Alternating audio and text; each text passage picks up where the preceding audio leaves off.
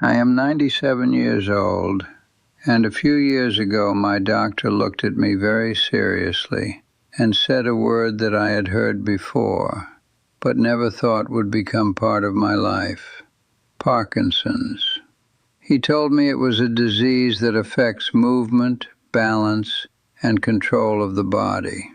He said the shaking in my hands, the stiffness in my legs, and the slow movements I had started noticing were all signs of Parkinson's disease. At that moment I felt like the ground had disappeared beneath my feet.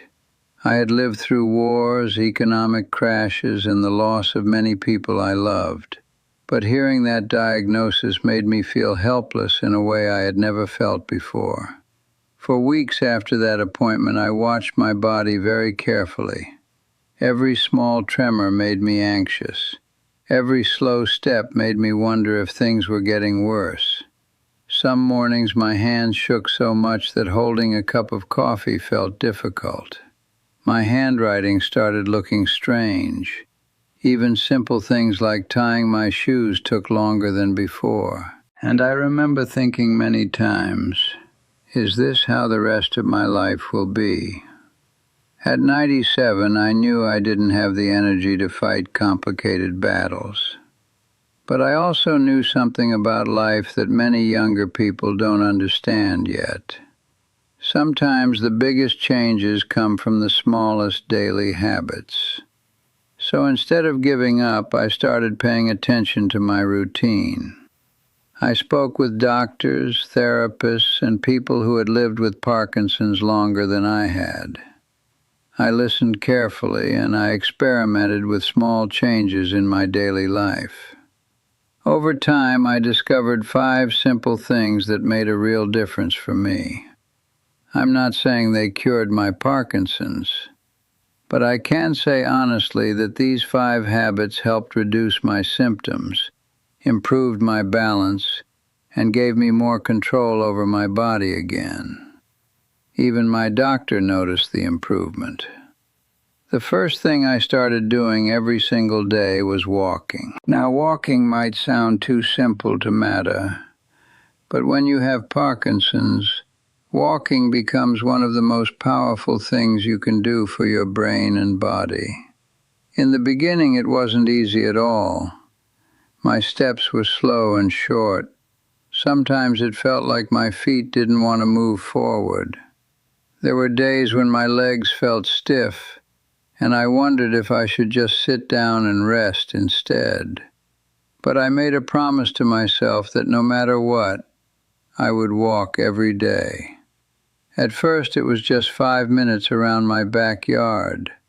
I held onto the fence sometimes to keep my balance. It wasn't graceful, and it certainly wasn't fast. But I kept doing it. 5 minutes turned into 10. 10 minutes slowly became 20. After a few months, I noticed something surprising. My steps felt more natural again. My legs felt less stiff, and my balance improved. Walking sends signals to the brain that help maintain coordination and movement. Parkinson's affects those signals, but regular walking helps the brain stay active and engaged. Even today, at 97 years old, the first thing I do in the morning is take a walk. Sometimes it's just around the block. Sometimes it's through the nearby park. But I never skip it. The second thing that helped me was gentle daily exercise. When people hear the word exercise, they often imagine heavy workouts or lifting weights. That's not what I mean. For someone my age, exercise simply means moving the body regularly in safe and controlled ways. Every morning after my walk, I spend about 15 minutes doing simple movements in my living room. I stretch my arms slowly. I rotate my shoulders. I raise my knees gently while holding onto a chair for balance. I practice standing up and sitting down slowly. These movements may look small, but they help keep the muscles flexible and the joints active. Parkinson's tends to make the body stiff. Muscles tighten, movements become slow, and balance can weaken. But regular movement tells the body to stay awake and responsive.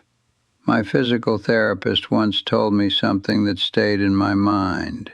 He said, "When you stop moving, Parkinson's moves faster." Those words changed the way I thought about my body. Instead of protecting myself by staying still, I realized I needed to keep my body active every day. The difference became noticeable within a few months. My stiffness reduced, my posture improved, and my movements felt smoother. The third habit that helped me manage Parkinson's was improving my diet. For most of my life, I never thought much about food. I grew up in a time when people simply ate whatever was available. But as I learned more about Parkinson's, I realized that what we eat has a powerful effect on the brain. So I made some changes to my meals. I started eating more vegetables, especially leafy greens like spinach and broccoli. I added berries to my breakfast whenever possible. I began eating more nuts and fish. I also reduced sugar and processed foods. Instead of sugary snacks, I started choosing fruits or a handful of almonds. Instead of fried meals, I tried simpler home-cooked dishes. My daughter helped me plan balanced meals that included healthy fats, protein, and fiber. Within a few months, I noticed something interesting. My energy levels were better throughout the day. My mind felt clearer, and even the shaking in my hands seemed less intense on some days. Good nutrition supports brain health, and Parkinson's is closely connected to brain function. Feeding the brain properly gives it a better chance to function well. The fourth habit that helped me was keeping my mind active. When Parkinson's first appeared in my life, I slowly stopped doing many of the activities that once kept my mind sharp. I stopped reading long books. I stopped writing letters to friends. I stopped solving puzzles. Part of the reason was frustration. My concentration wasn't as strong as before, and my handwriting had become shaky. But avoiding mental activity turned out to be a mistake. One day my grandson brought me a puzzle book filled with crosswords and word searches. At first I didn't feel like trying it, but he insisted.